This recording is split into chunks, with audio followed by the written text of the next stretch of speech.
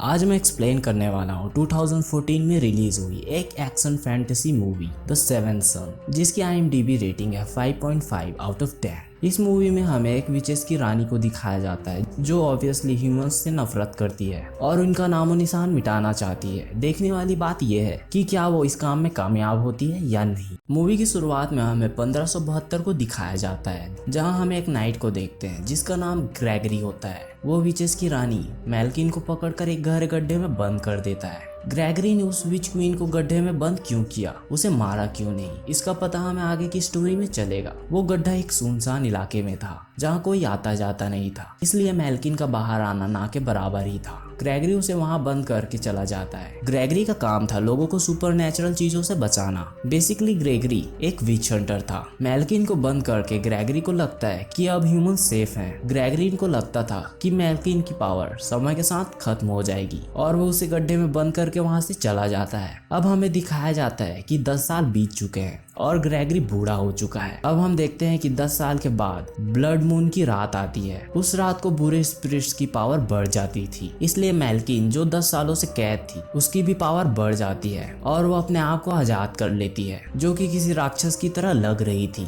अब हमें ग्रेगरी को दिखाया जाता है जो कि एक बियर बार में होता है। तभी उसके पास उसका शिष्य आता है जिसका नाम बिली होता है। वो ग्रेगरी को बताता है कि चर्च में एक 10 साल की बच्ची को एक बुरी स्पिरिट ने पोजेस किया है, पर ग्रेगरी पता नहीं क्यों वहां जाने से इनकार कर देते हैं। उनकी बात उनके पास खड़ा एक आदमी सुन रहा होता है और वो ग्रेगरी को वहां जाने के लिए कन्विंस करने लगता है, क्योंकि ग्रेगरी का काम ही यही था। पर ग्रेगरी के मना करने पर उन दोनों के बीच हाथापाई शुरू हो जाती है और ग्रेगरी उसे उठाकर पटक देता है। ये देखकर हमें साफ पता लग जाता है कि भले ही ग्रेगरी बूढ़ा हो चुका था पर उसमें अभी भी बहुत पावर थी। अब ग्रेगरी को रियलाइज होता है कि बुरी स्पिरिट से लोगों को प्रोटेक्ट करना ही उसका काम है, इसलिए ग्रेगरी और बिली दोनों चर्च के लिए निकल जाते हैं। पर वहां जाने से पहले वो उस बुरी स्पिरिट को भगाने के लिए कुछ सामान लेते हैं और जब वो दोनों उस चर्च में पहुंचते हैं तो वो देखते हैं कि उस पोजेस की हुई लड़की को लोहे की सलाखों के सहारे एक बड़े से खंभे से बांध कर रखा। उस बच्ची को पोजेस करने वाली कोई और नहीं बल्कि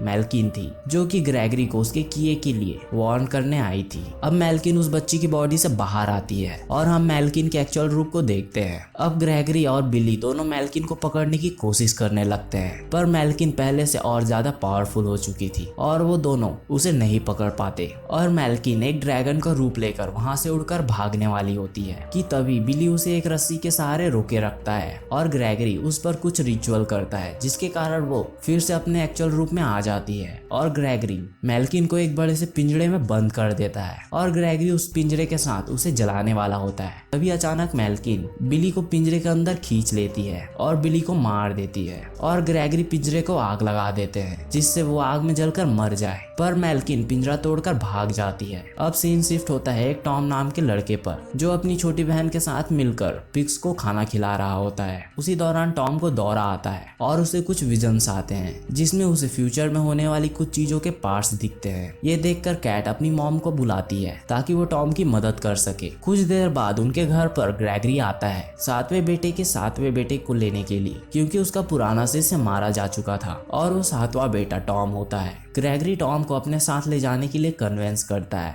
पर टॉम मना कर देता है ये बोलकर कि मैं अपने परिवार का एकमात्र आदमी हूँ, मुझे मेरे परिवार को संभालना है। इसलिए ग्रेगरी टॉम के परिवार को बहुत से सोने के सिक्के देता है। ये देखकर टॉम उसके साथ जाने के लिए कन्विंस हो जाता है, क्योंकि इतने पैसे वो अपनी पूरी जिंदगी में भी कमा नहीं सकता था। पर टॉम की मॉम उसे ग्रेगरी के साथ जाने से मना करती है, क्योंकि ग्रेगरी के बाकी सभी शिष्यों को भी अपनी जान से हाथ धोना पड़ा था। पर टॉम अपनी मॉम को बताता है कि मैंने अपने विजन में ग्रेगरी को देखा है और मेरा उनके साथ कुछ तो नाता है, इसलिए मुझे उनके साथ जाना होगा। टॉम को अपने विजन में 2 चेहरे नजर आए थे, जिनमें से एक तो ग्रेगरी था और एक लड़की थी। अब टॉम ग्रेगरी के साथ जाने के लिए निकलता है और टॉम की मॉम उसे एक पेंडेंट देती है और उसे हमेशा अपने साथ रखने को बोलती है। अब हम मेल्किन को देखते हैं जो अपनी छुपने की जगह पर पहुंचती है और वहां पर मेल्किन अपनी छोटी बहन बॉनी लीजी से मिलती है जो काफी बुरी तरह से जली हुई थी और बॉनी मेल्किन को बताती है कि उसके जाने के बाद ग्रेगरी ने उसे और उसके साथ सभी विचेस को बुरी तरीके से जलाया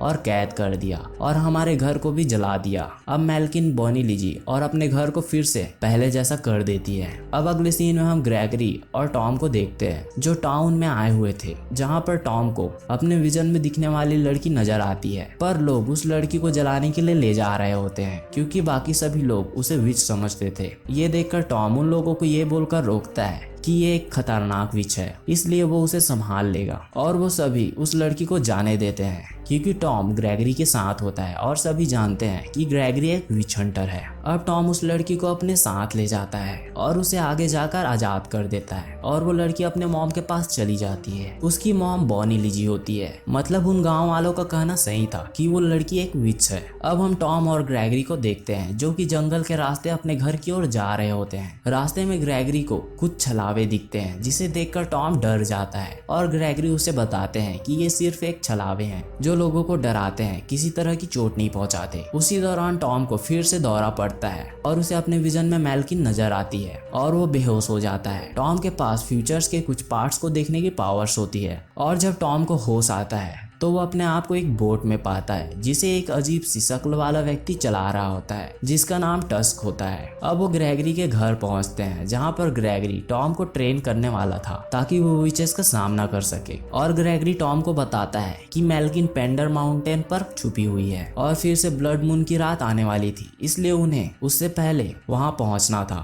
क्योंकि ब्लड मून की रात के बाद मेल्किन की पावर और भी बढ़ जाती। उसी रात जब टॉम सो रहा होता है तो उसे किसी की मदद की आवाज सुनाई देती है और टॉम देखने जाता है तो वो आवाज एक बड़े से आर्मर के अंदर से आ रही होती है और देखते ही देखते वो आर्मर मूव करने लगता है और उसमें जान आ जाती है और वो टॉम को मारने की कोशिश करने लगता है, पर तभी वहां पर ग्रेगरी आ जाता है और उस आर्मर को रोक लेता है। अब ग्रेगरी को शक होने लगता है कि टॉम सातवें बेटे का सातवां बेटा नहीं है क्योंकि सातवें बेटे के सातवें बेटे में किसी भी आम आदमी से कहीं ज्यादा पावर्स होती है। पर तभी टॉम एक छड़ी को ग्रेगरी की ओर थ्रो करता है जिसे देखकर ये प्रूफ हो जाता है कि वो सातवें बेटे का सातवां बेटा ही है। अब ग्रेगरी उसे मेल्किन के वफादार सैनिकों के बारे में बताता है और उनसे लड़ने की ट्रेनिंग देता है और अगली सुबह वो दोनों पेंडर माउंटेन के लिए निकल जाते हैं। वहाँ पहुँचते पहुँचते रात हो जाती है और रात को टॉम की मुलाकात फिर से उसी लड़की से होती है जिसका नाम एलिस होता है और टॉम को बातों बातों में ये पता चलता है कि एलिस भी एक विच है और टॉम बोलता है कि तुम हमारी जासूसी कर रही हो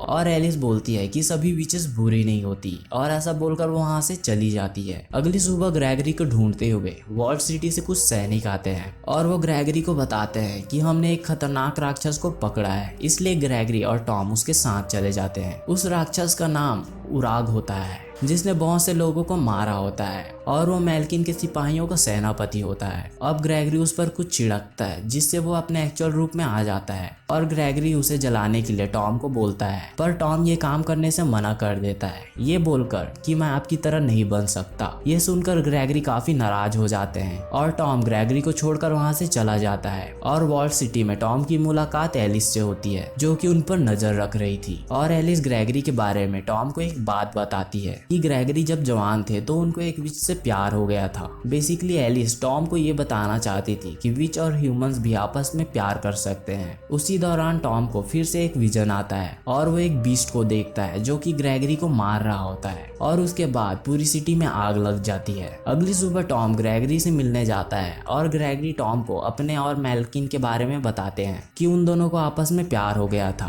पर ग्रेगरी शादीशुदा थे और ये बात जब मेल्किन को पता चली तो उसने ग्रेगरी की पत्नी रिबेका को मार दिया और ग्रेगरी उसे धोखे में रख रहे थे कि वो उससे अभी भी प्यार करते हैं। उनके पास उसे मारने का मौका था पर उन्होंने उसे नहीं मारा, उसे कैद कर दिया ये सोचकर कि अब वो हमेशा के लिए कैद रहेगी। अब ग्रेगरी और टॉम पेंडर माउंटेन के लिए निकल जाते हैं पर रास्ते में उनका सामना एक बोगाट नाम के बड़े से मॉन्स्टर से होता है। वो दोनों उससे बचने के लिए पहाड़ी के नीचे कूद जाते हैं और एक अनजान व्यक्ति की नाव की ओर बढ़ने लगते हैं क्योंकि ग्रेगरी का मानना था कि बोगाट पानी से डरते हैं, पर वो इस बार गलत होते हैं। ग्रेगरी तो उस नाव तक पहुंच जाते हैं पर टॉम को वो बोगाट पकड़ लेता है और दोनों नदी के झरने के नीचे गिरने वाले होते हैं। उससे पहले टॉम उस दैत्य को मार देता है और टॉम झरने के नीचे गिर जाता है और नीचे पहुंचते ही टॉम को मेल्किन की बहन लिजी पकड़ लेती है। वो उसे मारना चाहती थी क्योंकि उसे ये बात पसंद नहीं थी कि एलिस उससे मिले। लिजी अपने तलवार से टॉम पर हमला करती है पर टॉम की मॉम का दिया हुआ पेंडेंट उसे बचा लेता है। ये देखकर लिजी घबरा जाती है और बोलती है कि ये तो उस उसकी रानी का है, और ये बोलकर वो अपना रूप बदल कर वहाँ से चली जाती है।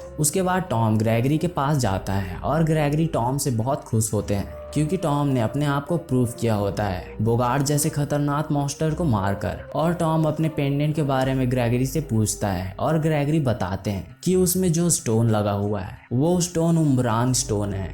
इस स्टोन के कारण विचेस के किए हुए वार का असर खत्म हो जाता है। और टॉम ये भी पूछता है कि ये स्टोन मेरी माँ के पास कैसे आया, और ग्रेगरी उसे बताते हैं कि ये पेंडेंट मेल्किन का था। इस पेंडेंट के कारण उसकी पावर बहुत ज्यादा थी जिसे एक विच ने चुरा लिया था, और उसी के कारण मैं मेल्किन को कैद कर पाया था। इस सीन में हमें पता चलता है कि टॉम की मॉम ह्यूमन नहीं बल्कि एक विच है। अगले सीन में हम एलिस को देखते हैं जो अपनी माँ की बहन मेल्किन को बताती है कि उस विच हंटर ने बोगार्ट को मार दिया है, और मेल्किन बोलती है कि मुझे सिर्फ वो उम्रान स्टोन चाहिए, इसके लिए उस विच हंटर को मरना होगा। पर एलिस मेल्किन को टॉम को ना मारने को बोलती है, और मेल्किन बोलती है कि अगर तुम टॉम की जान बचाना चाहती हो तो तुम उससे वो स्टोन ले आओ। एलिस के जाने के बाद मेल्किन अपनी सेना के साथ वॉल सिटी पर आक्रमण कर देती है और टॉम की मां को ढूंढकर उसे धोखेबाज बोलकर मार देती है। वहीं दूसरी ओर एलिस टॉम से मिलती है ताकि वो उससे उस स्टोन को चुरा सके, पर तभी वहां पर ग्रेगरी आ जाता है और वो एलिस को देखकर पहचान जाता है कि वो एक विच है। इसलिए ग्रेगरी टॉम को उसे मारने को बोलता है, पर टॉम उसे नहीं मारता और उसे जाने देता है। उसके जाने के बाद ग्रेगरी टॉम को बताता है कि वो तुम्हारा स्टोन लेके भाग गई,